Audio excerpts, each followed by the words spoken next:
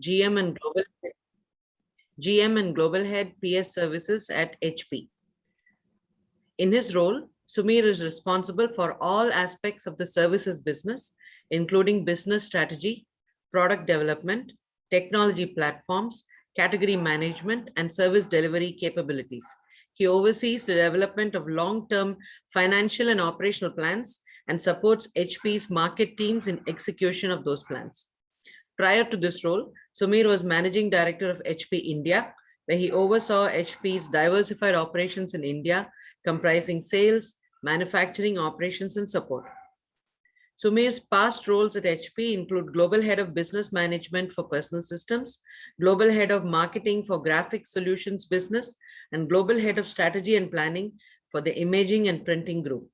Prior to joining HP in 2006, Sumeer was a principal at the Boston Consulting Group, managing consulting assignments on strategy and operations for leading companies in India and in the US in a variety of industries, with primary focus on technology, consumer, and industrial goods. He also interned at Procter & Gamble, where he initiated business development programs between P&G and its retail customers.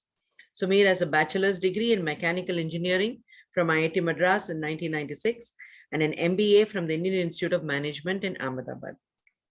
I now invite him to start his speech. Thank you, Sumeer.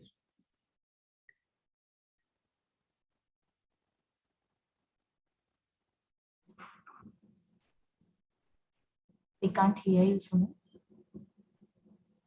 Sorry, can you hear me now? Yes. Okay.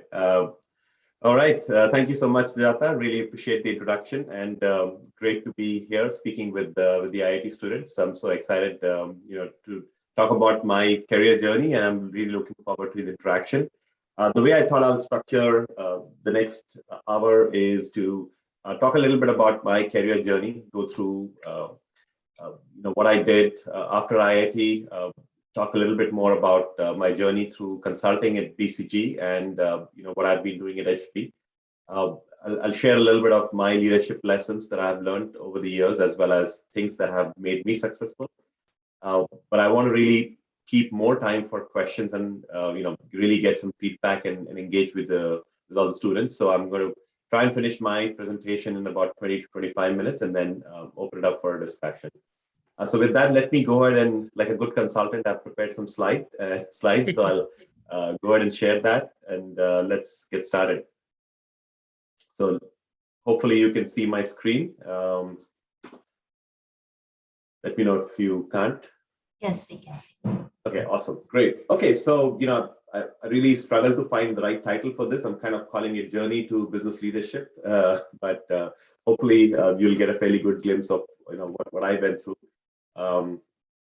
So as Sujata introduced me, I graduated in 1996 from IIT Madras. I was in mechanical engineering. But a couple of years into mechanical engineering, I realized that engineering wasn't really something that I enjoyed as much. So I started gravitating more towards management. I took a course in operations research in my third year. Really, really enjoyed it. I was fascinated by the whole idea of how do you optimize business systems. And I did a course in operations management. I did a couple of courses, but overall was just drawn towards business management, marketing, and the whole aspect of people leadership, etc. So I decided that instead of pursuing a master's in engineering, I wrote CAT and I got into IIM Ahmedabad.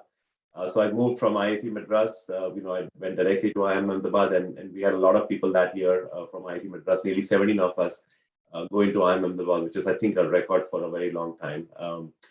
So spent 2 years there. Really had great time in Ahmedabad, and after that joined Boston Consulting Group from campus. So I spent about 8 years in Boston Consulting Group, and again, very, very important formative experience for me.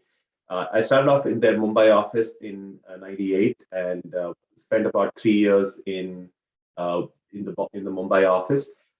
BCG used to have a really fantastic program called the Ambassador Program, through which one could apply to go to foreign offices, and I applied for that, and I got selected. And I was supposed to go in January of 2002 was when my assignment was going to start. And those, if you remember, I think a lot of you are probably born after 2001, but September 11, 2001, we had the 9/11 attacks in New York, and the whole huge, massive impact on the economy, especially in the U.S. And U.S. went into a pretty big economic crisis. A lot of companies, BCG included, actually went back to the people that they had made offers to in campuses in the US, and either withdrew the offer or delayed the offer by a year because the economic impact was very severe. And I wasn't really sure if BCG would support the ambassador program because it was a big cost to BCG to allow people to go to different offices across the world for a year. But I was really amazed by the leadership at BCG, which made the decision to actually stick with the ambassador program because they really believed that this was a huge benefit to its employees and helped its employees grow, and the leadership wanted to invest. So I did end up going to the Boston office for a year, and again had a fantastic experience. Working in the US for the first time, interacting with very different culture, learned a lot about the American culture and how people interacted there. So that was a great experience for me. And then I came back to the Mumbai office, spent a few years in Mumbai. My kids, I have twin boys, and my kids were born in 2004 in Mumbai. But then BCG again had an opportunity of allowing people to move, this time permanently, to a new office or a different office, and especially the US was actually looking for talent. So I decided at that time to, again move to the US. I moved to San Francisco. Spent about a year at BCG. What I realized was, I really enjoyed consulting in India. Consulting in the US was somewhat different. It was not at the same strategic level as it was in India. In India, I was working with the top companies in India, their CEOs, working on huge strategy problems. When I went to the US, we were typically working with people who were, typically 2 to 3 levels below the CEO, and working on more operational topics, less strategic topics. So I decided that, that probably wasn't something that I was enjoying as much. Luckily, I had actually worked for HP at that time, for on a project, and then HP was looking for somebody to join their business strategy. So I applied to HP, and I moved out of BCG in 2006 in Palo Alto. But before I kind of shift to my work at HP, I did want to talk a little bit about what I learned at BCG. Right, so BCG was, first of all, I really learned how to think about business problems in a very holistic and strategic manner, and asking, really framing, how do you structure a business problem? How do you take the most strategic, the most operational problems and put a structure around it, use a hypothesis-driven approach to go problem solve, collect data, analyze the data, draw insights from here, convert that analytics and insights into communication and recommendation. How do you synthesize the insights into the most meaningful and most relevant parts of it? So I learned a lot of that at BCG.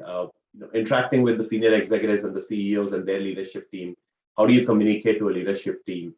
That's something that I learned, and just overall learned to think like a general manager or a CEO or a business leader. So that was really a fantastic, foundational knowledge for me that I gained. The picture on the right is kind of what BCG used to use. I don't know if they still do this, but when you start at BCG, this is the first thing BCG teaches you, which is this framework. And what this framework is, it all basically talks about 3 most important things of what makes a successful consultant, and I would say any business leader, is first starting with insight, right? And insight really is around how well do you understand a business? How well do you understand a problem? Can you identify something? Can you gain an insight that others don't have? Or can you look at a problem in a unique way that hasn't been looked at before? That's insight. When you have that insight, you can create impact. You can't create an impact in a business without having insight, right? So insight is the foundation, but using the insight, once you create impact, impact leads to trust. When you create impact for clients, clients trust you. When you create impact for people, it could be your manager, it could be your boss, it could be your colleague. When you make a difference in their lives, when you benefit their area of operations or area of business, you gain their trust. And when you gain somebody's trust, they share more information with you, right? And this is kind of how consultants succeed, right? They start a relationship, they establish, they get to know somebody, they help them And once they start helping become an advisor, they learn more about their business. And when you learn more about somebody's business, you gain more insights. So it's a virtuous cycle that feeds itself. And if you do it really well, you start to create more and more impact for your client, for your business relationship. And that's what consulting success is driven by. So I've kind of taken this lesson or this framework to heart, and this has been my kind of guiding mantra for a very long time in my professional career. So I thought I'll kind of share that. So this is about my years at BCG. Sorry. So moving on to HP, right? So I joined HP in 2006. And as you can see from this page, I did a variety of roles. I've been there now for 15 years. But in these 15 years, I've actually held 6 different roles at HP. And that's one of the things that I really enjoy about HP is the absolute diversity of roles that the company offers, and the opportunity for someone to just move across different roles. When I joined HP was much bigger. We were close to $100 billion business. We had interest in PCs, printers, but also we had enterprise computing, servers, storage, services, a lot of different businesses. In 2015, HP split into 2 different companies. HP Inc., which is the part that I belong to. We are now focused on printers and PCs, and Hewlett Packard Enterprise, or HPE, which is actually the enterprise side of the house, which became a different company. So we became 2 different companies in 2015, and now HP Inc. is about a $64 billion company that I'm kind of part of. But I started off in corporate strategy. I joined, as I said, I was doing a project for them in 2005, and they made an offer, or they offered me a role. In 2006, I joined HP. This was a team that used to work for the CEO and the CEO's leadership team. We worked at cross-company projects across different businesses. I spent about 2 years. During that time, I got to know one of the senior executives who was the president of the printing group. He happened to be, from India. His name was Yomesh Joshi. He went by Vijay, and Vijay came to me and he approached me and said, "Hey, I'd like for you to come and join the printing business and head printing strategy team." And that's when I decided that I will take that role. And I moved to San Diego as part of that, because the printing team was actually, the senior leadership was based out of San Diego. So I moved to San Diego in 2008, spent a couple of years, really learned a lot about the printing business. This was the first time that I built a team, because as a management consultant, you don't have people reporting into you, right? You work on projects, you go to project, you have different consultants working for you, but you don't have people directly reporting into you on a long-term basis. When I was in corporate strategy, I had like a very small team of people reporting into me. But when I went into printing, I went and set up that strategy team. I hired a bunch of ex-consultants. I hired a lot of people who did planning, etc. So I started building a team and running a team. So that was really my first managerial experience in 2008. And for me, it was easy to move to corporate strategy at HP and the printing strategy in San Diego, because that's what I'd done all my life. I was a consultant. But I knew that, as a consultant, I can only go so far, right? I can only be the strategy person. So I wanted to get into the business side of the company. And that's when, in 2010, one of the senior leaders approached me and said, "Hey, I've got a position open for a marketing head. Would you like to come and join me?" And this was in the commercial printing business, right? So this business manufactures printing presses for big printers who use these presses to basically print marketing collateral. They print books, print packaging, etc. So this was not something that I thought of as a role that I wanted to take up, proactively. But since the leader approached me and it was a marketing role, I wanted to get out of strategy. So I said, "You know what? Let me give it a try." So I joined this team. Really had a great time. I was actually interested in marketing. I'd actually done marketing in P&G for a summer, and I quite enjoyed it. I'd done marketing in my business management MBA, and I really liked marketing. So I joined marketing. This was B2B marketing, very specialized. I learned a lot. What I really enjoyed was I had a global team. A lot of the printing businesses were based in Spain, were based in Israel. We had acquired some companies in Israel. And my marketing teams are based all over the world. So I used to travel to Spain and Israel like every few months. Really enjoyed that experience, especially the multicultural experience of working with teams in Barcelona, working with teams in Israel. And the Israeli culture is just amazing and fascinating. We had a wonderful time getting to know the people, getting to know, visiting different places in Israel. I love history. So for me, that was really exciting. But that was a great experience for me because I really learned the fundamentals of business to business marketing, and how to operate, not as a strategist, but more as a business leader, as an operations line leader. So I did that for a couple of years. Um, and then I got approached by my prior boss, who was my boss when I was running printing strategy, who had just taken over the PC business, consumer PC business. And our consumer PC business at that time wasn't doing very well. And this was a turnaround situation. So he asked me if I wanted to be part of his turnaround team. And I said, yeah, absolutely, would love to do that. I went back and joined the PC business. Again, for me, the connective tissue across the different roles was basically I was solving problems, right? I didn't know marketing, but I was a successful leader in that role because I basically kind of took my strategy skills, took my business management skills, and applied that to a different field. And I did the same in the PC turnaround story. Is like came in, looked at what's happening to the financials of the business, looked at what's happening to our market performance, and analyzed the business from all aspects. And along with my leader, really figured out what do we need to do to turn around the personal systems consumer PC business. And we were successful. It took us about 3 to 4 years, but we really successfully turned around the business. We became a leader in the PC business for a little while, even though market share leadership wasn't necessarily what we were shooting for. But we did actually create a massive turnaround. And a lot of today's HP's PC business success, whether it's our position in the premium part of the category, our position in the gaming business, which is now a multi-billion-dollar business for HP, was a result of the strategy and the foundation that we set up back when I joined the PC business in 2013. So spent about 4 years, really enjoyed that experience. My role was a global role. I used to work with teams across the world, review their business performance on a weekly basis. And essentially my job was to make sure that we're executing our quarter successfully. So I went from strategy to marketing to basically running the week-to-week performance in the PC business. And the PC business is a very, very dynamic, very agile business, one of the most fast-changing businesses in the world. Also very cost-competitive, very high-pressure job. So I had a great operational experience, really enjoyed it. So it was a very different role than doing strategy. This was like really down to the operational execution. When I did that, what happened was I got to know one of the presidents in Asia. And he approached me and he said, "Hey, I've got a role open in India to become the head of India. Would you like to come and come and join that role?" He actually offered me 2 jobs. He gave me a job. One of the jobs was to go run the India business, and the second job he offered me was to run the PC category in Asia. So what I was doing at a worldwide level, this was kind of running that same role, but for Asia, it was going to be obviously more operational.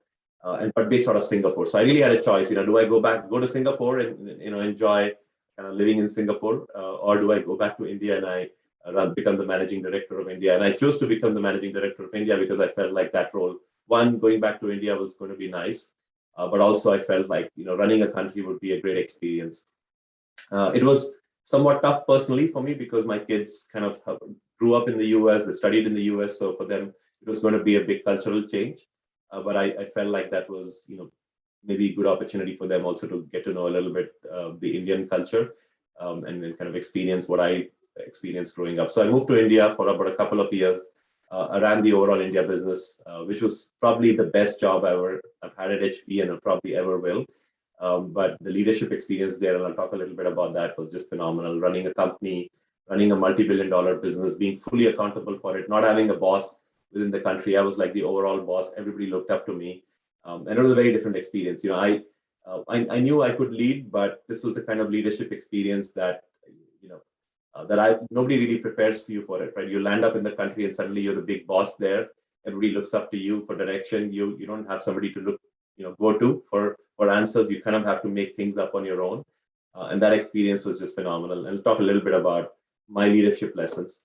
And then after that, I, for a couple of years, because of personal reasons, my kids were going into high school, and we wanted them to move back to the US so they could complete 4 years of high school and get ready for college.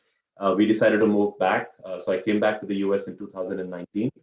I became the global head of the HP services business. Again, this is, a multi-billion-dollar business. I've always been fascinated by services, though in management consulting, you could say the service business. But this was IT services, so for somewhat new for me. So and I moved back and I've been heading this role for the last 2 years now. We right now focus on a variety of services, professional services, IT services, managed services. And I really quite enjoy it. This is an area that's actually kind of really relevant, especially now as we are moving more and more towards software-based, SaaS-based services. So I'm learning a lot, but I'm also learning about product management, which is something that I hadn't done before. And I'm quite actually enjoying this role as well as learning and trying to again lead a global team here, grow a business from a few $1 billion to kind of doubling this business over the next few years. So it's a lot of great leadership experience here as well. I want to talk a little bit about leading in India. As I said, I landed in India in 2017. We had a multi-billion-dollar business there. We were the market leaders in PCs print. We had a huge customer base, huge partner base, one of the most well-recognized brands in India, one of the first early multinational corporations to come into India. And we had about 7,500 employees, most of them in our global functions, supporting our global operations. The sales team itself was not as big. It was a much smaller team, but we had a huge presence and huge operation in India that I was kind of overseeing. For me, leadership, what I really learned about leadership in India was about three things, right? And leadership often is about these three things. It's about setting the direction. This is the most important thing that a leader needs to do, is to really set the aspiration, the ambition. When I landed in India, I kind of needed to give some direction to the business, and one of the so obviously there was a business strategy that I established in terms of where we want to focus on. We wanted to focus on transforming the company to become more omni-channel, wanted to transform the company to go after the opportunities in small and medium business market, as well as creating new market, because PC and printer penetration in India was still back then very low. So we had a business strategy, but also I established a growth aspiration for the business that we said, look, we're going to grow double digits. We're going to grow significantly over the next 3-4 years. And that's what I used to rally the team. The second most important thing is, building the team, building and nurturing and inspiring the team. This is what a leader needs to do. It's not just set the strategy, but how do you build the right team to go and execute on the strategy, and bringing in the right talent and using the existing talent and kind of putting them in the right roles, taking advantage of their strengths, helping them from a development perspective. So that's a very important leadership role that one has to play. And then finally, I think the biggest learning is also around leaders. How do you establish a business execution rhythm, right? This strategy is useless without execution. And you need the right people for execution, but establishing a battle rhythm, how do you galvanize the team to focus on something and execute on that in a very disciplined manner? That's extremely important for a business leader. So a business leader is not someone who's just setting the strategy high level and disappearing. It's about how do you lead from the front? How do you go engage with customers, engage with partners, and maintain that weekly, monthly rhythm around making sure that your initiatives are getting implemented and executed. That's kind of what I call establishing the execution rhythm. So that's kind of my leadership lessons. Happy to talk more about it as we go through it. But I wanted to just maybe spend a few more minutes talking about what has worked for me, and you will hear a lot of people talk about leadership lessons and what is needed to be successful in business. I'll just share with you what worked for me, what is my recipe for success. I think from my perspective, the first and foremost thing that I feel I benefited from significantly was a multi-dimensional exposure early on in life, right? My dad was in the Air Force in India, and I went to a central school. So one of the things that I was exposed to was different cultures in India. And I think that really made me work very well with different types of people, different cultural backgrounds, different economic backgrounds, different social backgrounds. So I really got exposed to that early on in life. But then later on, with my experience in consulting, I had a multifunctional experience across different functions, different industries, different geographies. So that really helped me. And I think one of the things that people compliment me on is how well I collaborate, how well I work with different people. And I think a lot of that has to do with the multi-dimensional exposure that I've had right from my school to college and in my early years of work. One thing that I tell people is, you have to be really good at one thing, at something, right? And that something doesn't have to be fixed. It could evolve, it could change, but pick one thing and get really good at it. Get really, really good at it. I mean, your aspiration should be to be in the top 1% in the world in something that you like, something that you enjoy. For me, that was, even till now, I would say what I'm really good at is solving problems. It might sound vague, it might sound very high level, but that's something that I'm really good at. Give me a problem. What I do really well is put a structure, put a framework around it. I think about how, I go talk to different people. I collect various data points, and I define what that problem is. I define how potentially one could approach solving that problem, and I feel like I'm really good at that. A lot of people who have hired me into different roles have hired me because they like the fact that I solve problems very well, right? I may not be the best salesperson. I may not be the best, let's say, people manager. Maybe I may not be the best at a lot of things, but what I'm really good at is solving business problems. So that's something which you should think about in life, and whatever your calling might be, whatever your interest might be, pick one thing and get really good at it. And you won't get good at it on day one, right? And this is what your first 10 years of your professional life is all about, is to figure out what do you want to do different things. But after 10 years of working in your working life, you should get really good at something, because that's what is going to carry you from job to job, right? However bad the situation might be, however good the situation might be, people hire you for one thing that you're really good at. It's not three things, it's not four things. It's the one thing that you're really good at. That's what people hire you for. Okay, so that's very important in my view. Building a network, I think this is really important, and seeking mentors. One of the things that I learned, and this was back when I was in IIT, right? We didn't have the internet, right? So we didn't have a lot of sources of information that you have today available to you. But even after so much, even I would say, even now with the internet and all the information and the connectivity that we have, there's a lot of noise. How do you distinguish the noise from real information? And this is where networks become important, mentors become important. One of the reasons why people, miss out on opportunities is not because they're not capable of taking advantage of that opportunity. They miss out on that opportunity because they don't even know about that opportunity.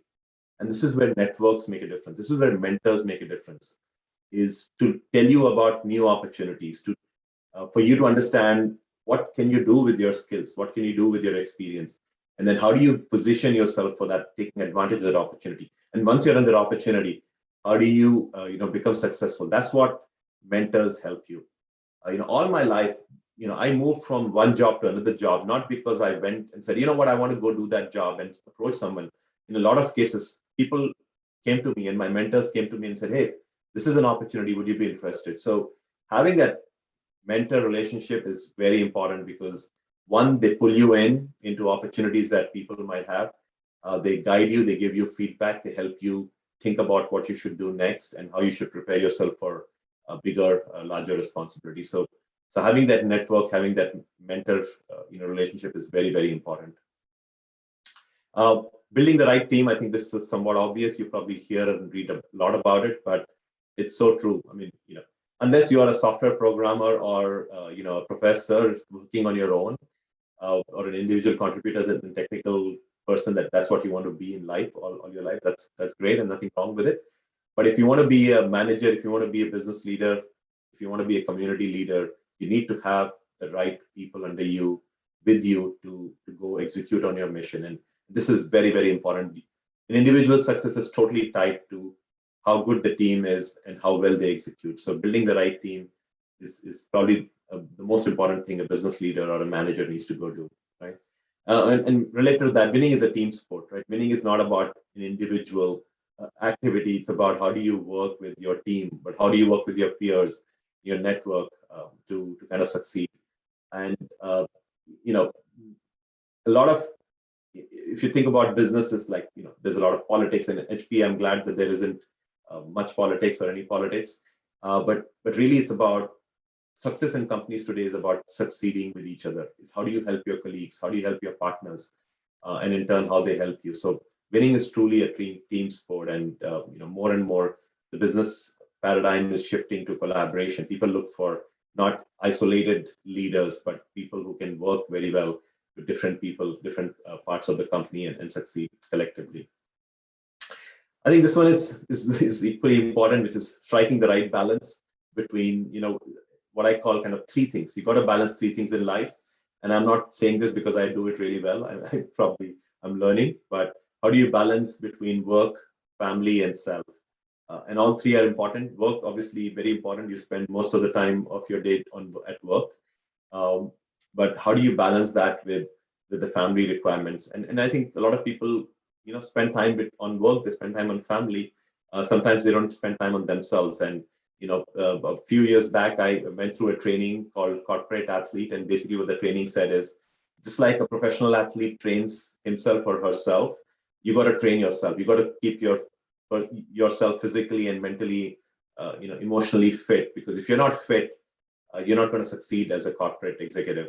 So this is about how do you, take care of yourself, and this is about having interests, hobbies, passion, physical fitness, mental fitness, all of it. So I think you kind of need to strike the right balance between all these three. And it's not easy. It's very easy to say it, but it's tough to do it, especially when one part of your life demands a lot more time. But I think keeping all these three in balance is extremely critical. And then finally, success in life there's no magic formula. There's no, it's not like, hey, I got lucky, right? I mean, luck plays a role. You being in the right time, at the right place helps. But even in that situation, it's not a piece of magic that makes you successful. One of my colleagues at HP, he's the head of our China business. He had this tagline: "No magic, just basics." Right. So it's about how do you execute, how do you diligently work through things, how do you learn new things, and really get good at it over time, and execute on what needs to be done. So that's what life is about. There isn't, you can solve any problem in the world. I mean, one thing I realize is, that there's nothing in the world people can't accomplish, right? Irrespective of the skill sets they have, they can always go get people with skill sets that they don't have. You can do anything in the world you want to, but you have to be really disciplined about it. And that's really what life is about. It's about discipline, and it's about chasing your goals with structure and with hard work and with passion. So that's what I wanted to share with you. I probably went a little over my intended time. But let's open it up for questions. I will stop sharing now, and I see a few questions. So let's take those on. Or however you want to do this, Shweta. Yeah, we have Sharath here. He's second year undergraduate student. I think he'll moderate the questions for us today. Yes, sir. You've collected a few questions. They have them in the question. I'll just read them out. Sure. So the first one is, what do you think is the best way for an aspiring business manager to go to the US and landing a job there? Is doing masters or MBA in the US, or would doing an MBA from top IIMs also suffice? Okay. Yeah. I mean, again, I'm just going to give you my experience. Some of it is a little dated because I'm not really current with what's happening in India and in the hiring scene in business schools necessarily in India. But honestly, again, there is probably not one answer. It might be, so there's a few different approaches if you're in a business, if you want to come into the US from a business management perspective, right? One is you join a business school in India, and I think, institutes like IIMs are very well recognized now in the US. A lot of companies know about them. You could go there. Again, depending, I don't know if companies from the US today are coming to IIMs. If they are, that's obviously an approach. But you could obviously join a company in India, work for a few years, and look for a transfer within that company. A lot of global companies now, have programs where they actually take people from India, they move them to the US. Now, clearly with COVID, that's a challenge today. We don't move as many people internationally in HP as we used to. I'm sure that's also a case for a lot of other companies because of COVID. And I don't know how the situation, when that situation will change, evolve.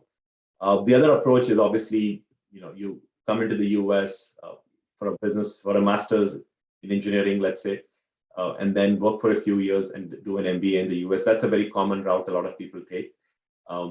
So again, there's multiple approaches here. I don't really know if I can kind of tell you what the right answer is. There's probably no right answer. So I guess you kind of have to figure out a little bit yourself. And this is where I say, build a network, talk to people at business schools, talk to people in the US if you know people, especially who are close kind of more early on in their career and really hear what they have to say. Talk to companies, reach out to companies, and ask them if they're hiring from IIMs, etc. So that's kind of what I would encourage you to do. Okay, sir. So the next question is, what inspired your change from consult to leadership? Yeah, so as I said, I think for me, one thing that I realized in consulting was I wasn't building as much domain expertise that I really wanted to in a particular industry. And in consulting, you typically go from project to project, client to client.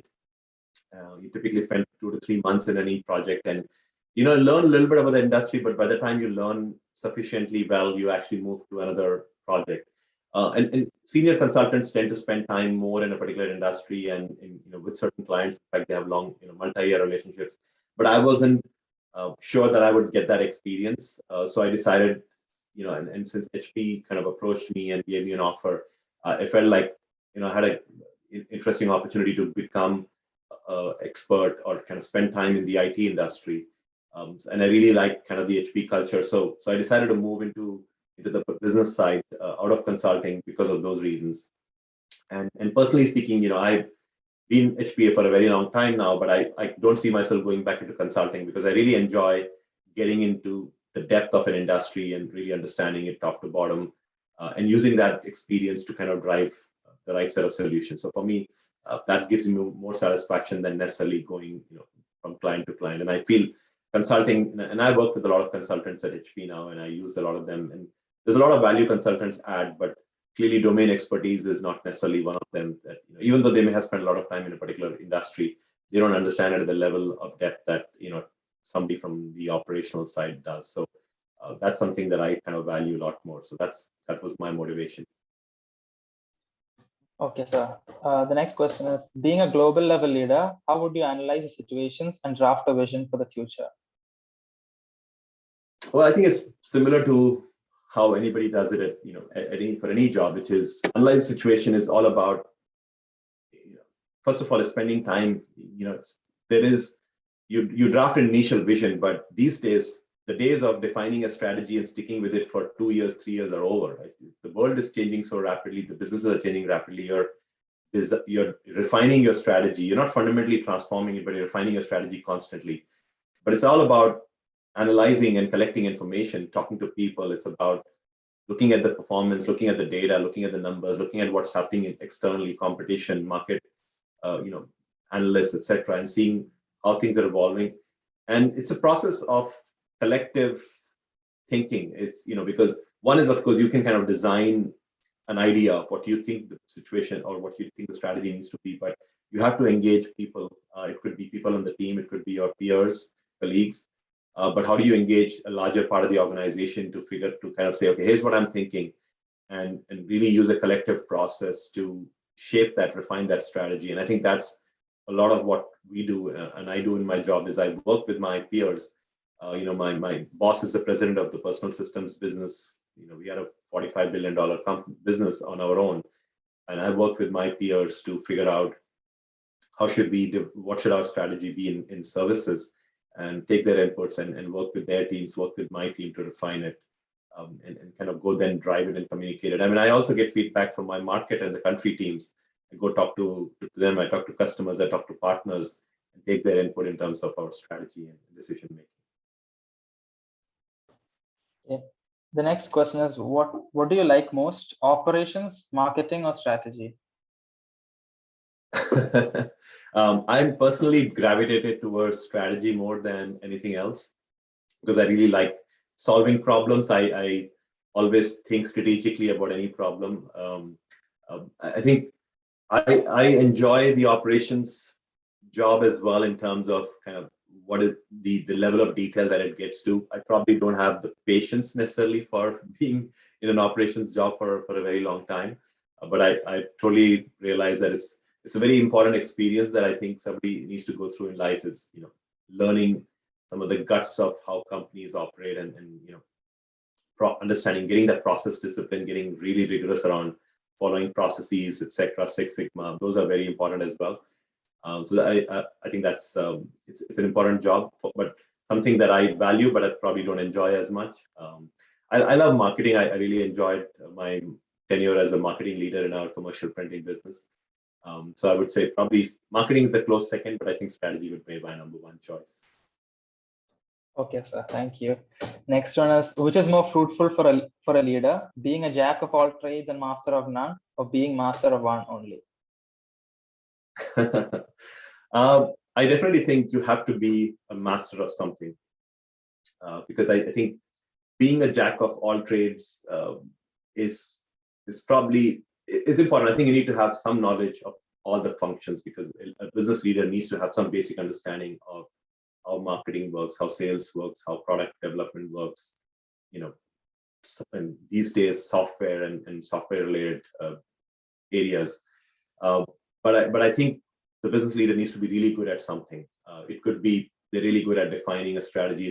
They could be somebody who's really good at hiring the right people and getting the people to do what needs to be done, or they're really good at leading a team through change, through transformation. But a business leader needs to be good at something and really good at something. So it's like you have to have mastery of some area. I think that's absolutely important, and that's what people hire you for. Even as a business leader, if somebody hires you to the next level or hires you as a CEO, there's something that you are really good at that they're hiring you for. I think that's very important for a business leader as well. Okay. So the next one is, looking back, what experiences at IITM sparked your curiosity and shaped you as a person? Great question. I think I would say, for me, IIT was a lot about learning. Again, I think the quantitative, the problem-solving piece, the analytical piece, and I would say some of the work that I did in kind of my third year on operations research, operations management.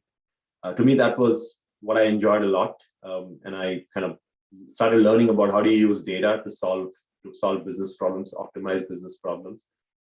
I think that probably to me was important, but just the overall experience. I think for me, building that relationship, building that network at IIT, I would say the biggest thing is coming from a central school and coming into IIT, just seeing the amazing amount of intelligence and the brilliance of your peers was very inspiring, very motivational. And while I wasn't really as good at engineering courses as some of my peers at IIT were, but I felt like I was really good on some of the business side. When I went to IIM Ahmedabad, I really took that. I was not a topper at IIT. I was kind of in the middle, in distribution perspective academically, but I was in the top 10% when I went to IIM Ahmedabad, and I really took a lot of the lessons I saw from my academically successful peers in terms of just the discipline, the rigor that they had when it came to kind of studying and learning things, applying data, applying themselves. I think that was something that I really learned from at IIT. Okay, sir. So next one is, what are the other non-academic requirements for successfully getting into top MBA universities around the globe? Example, Wharton. Again, I think I didn't go to a business school in the US, so I'm going to share with you what I've heard and what I've seen. But clearly, people are looking for with any school, any business school, or any leadership position. It's about one is what you have done. How you've taken advantage of the opportunities that were available to you. Obviously, there's a minimum threshold of academic performance, whether it's your GMAT scores or whether it's your scores in undergrad, and what you've accomplished in your job if you've worked on a job before you went into a business school in the US. But more importantly, it's also about your passion and your story and why you want to do something. Communication, how well do you articulate that? When I was applying to IIM Ahmedabad, we obviously had the CAT, which you had to take and pass a certain threshold. But after that, you had the interview, you had a group discussion, and I got into all the IIMs that I applied to, partly because of my communication skills, I think, and how well I did in those interviews as well as in the group discussion. So, but that, when I was in business school, I got into consulting. And I had to prepare. I actually spent 2-3 months preparing for interviews, and we practiced. So a lot of it is about your fundamental skills, but then it's how you prepare, whether it's for an exam or prepare for interviews, prepare for that communication. I think communication is very important. Ability to think on the feet is really important. But that's more from an interview perspective if you're interviewing for a job or for a position. But from business school, I would say definitely being able to convey what you have done and what you're good at, but also conveying your passion and why you want to do something. I think is very important. Why do you want to go to business school? What's your rationale? Having that story really tightened and compelling is very important. Okay, sir. Next one is, what are your views on entrepreneurship? No, it's a great question. So I think entrepreneurship is I have a lot of admiration. I have a lot of my peers from mechanical engineering who are very successful entrepreneurs. Some of them have gone on to, at least one of them I know has gone on to create a unicorn. So it's entrepreneurship is about a few different things. It's about ability to take risks. That's the biggest thing, right? I mean, and this is where it differentiates an entrepreneur from a professional manager or a professional leader is the ability, the willingness to take risks. And that I think is the biggest distinguishing factor. Second, I would say is passion and persistence. You cannot be an entrepreneur if you don't have passion, and that passion applies to a lot of things, especially leadership. You need passion because leading and being an entrepreneur requires a lot of energy. Being a leader is not easy. It's very tough on an individual. It takes a lot of courage. It takes a lot of energy to be a leader. It takes a lot of courage and energy to be an entrepreneur. And that courage and energy comes from passion. If you don't have passion, it's impossible to be an entrepreneur. So an entrepreneur is defined by the passion they have. But passion is not enough. You also have to have persistence. You have to have the mental strength to carry on despite, things not being successful. No entrepreneur, I'm sure, is successful for several years. But how you convert that passion into your ability to work every day on tough problems, but then have the persistence to continue working despite failures, despite not knowing whether you'll succeed. I think to me, an entrepreneurship is about those two or three things. Ability to take a risk is having passion. It's about persistence. Obviously, it's a lot of other things I talked about, which is hiring the right people, creating a vision, going and working and executing that vision. But I think those three are very important: risk-taking, passion, and persistence. Thank you, sir. The next question is, for a person high up in the corporate hierarchy, what exactly are the means of customer interaction? There's a lot of opportunities. So, for example, I get pulled into a lot of customer discussions because as a business leader, as a senior leader, my sales teams call me and say, hey, we've got this customer that we want to go sell something to. I would like you to come and meet them. I would like you to come and share your strategy, talk to them, build a relationship. So I do that with a lot of customers. Sometimes I do that proactively. I want to learn something. We're thinking of a new strategy. So I tell my sales teams, hey, I want to go talk to some of your customers and hear from them as to what they think about this new idea that we have. If we want to come and offer a product, will they be interested in buying that? We do that through formal research mechanisms, but we also do that through interactions with customers and talking to IT leaders, CIOs, different business leaders in our customer organizations. We talk to a lot of our partners. We sell through a lot of partners as well. So we talk to partners. We talk to some of the partners' customers. We do, roundtables. We have customer advisory groups that we meet regularly. These are people who have signed up to be our advisors. So we talk to them on a regular basis. And then sometimes I talk to my friends who are CIOs or IT leaders and kind of ask them questions. So, they are customers in some ways, may not be directly buying from us, but they're potential customers in the long run. So I talk to them as well. Okay. The next question is leadership a skill or a quality? If it is a skill, how can we master it? Well, I think leadership is both a skill, a quality, but also it's something that, you learn from experience. Like anything in life, I mean, there's a very famous concept. It was initiated by a professor in Stanford. Her name is Carol Dweck. And I highly encourage you to read this book called Growth Mindset. And growth mindset basically says, while you may have some inherent qualities, you can learn everything, and you're never really bad at anything. You're just not good enough at a particular point in time, and you can become good in that area over time, right? So growth mindset is about being willing and open to learning new things. So I think leadership is like that. Leadership is you have to have some inherent qualities. You need to enjoy working with people. You need to enjoy leading. You need to like communication. But great leaders are not necessarily born with the best communication skills. They learn it over time. They make mistakes and they figure out how to communicate well. I'm always learning. I feel I'm good at communicating things well. But there are times when I realize that I didn't do a good job, and I try to learn from it and keep improving. So leadership is a lot about experience. It's about stepping back and saying, okay, what did I do wrong, and how can I learn from it? How can I get better? And the same thing you can apply to leadership as well. And you become a better leader over time. You're not born a great leader. You don't start becoming a great leader on day one. And the paradigm of leadership has changed, right? I mean, leadership in the past was like you admitting a mistake was not what a leader did. But now leaders are encouraged to be more empathetic. Leaders are more engaged to be human and to kind of admit when they were wrong and seek feedback and develop. So that's the leadership paradigm has changed over the last several years as well. Okay, sir. The next question is, what are your views on paper manufacturing and the Save Paper campaign worldwide?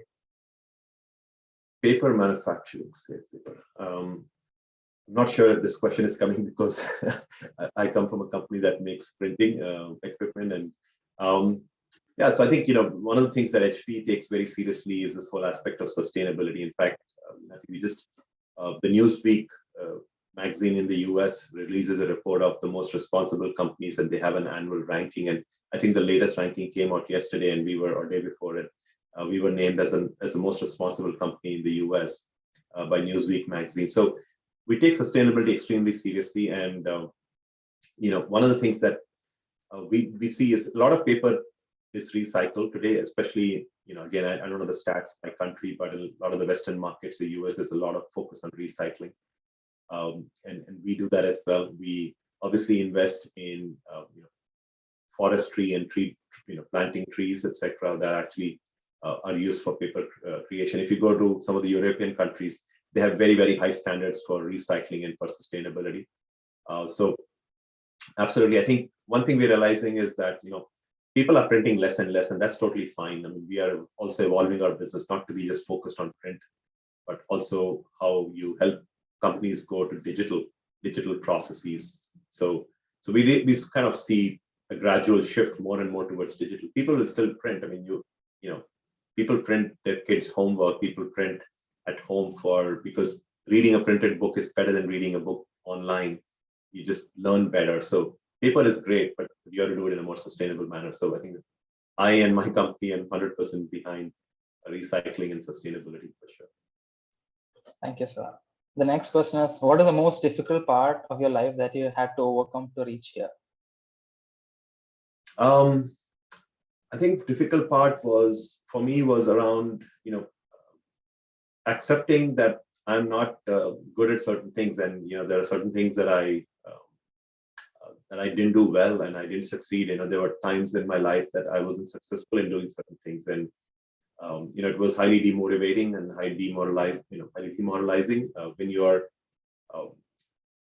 told that you're not good enough or not good. I think it can impact you negatively. It can impact you emotionally. I think one of the things that I have tried to do as a leader, as I've matured and grown in life, is to kind of really disassociate failures about a business situation, about my performance, from a perception of myself. Just because I didn't do a good job or the business that I'm responsible for didn't do a good job doesn't mean I'm a failure.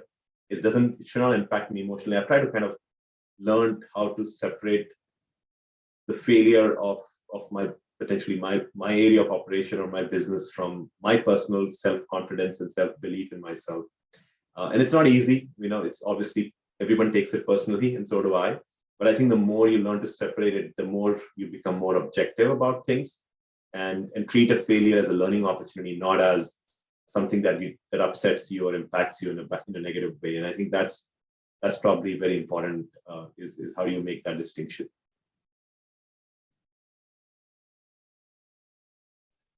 Okay, sir, thank you. The next one is it important to get a variety of experience before stepping into a leadership role?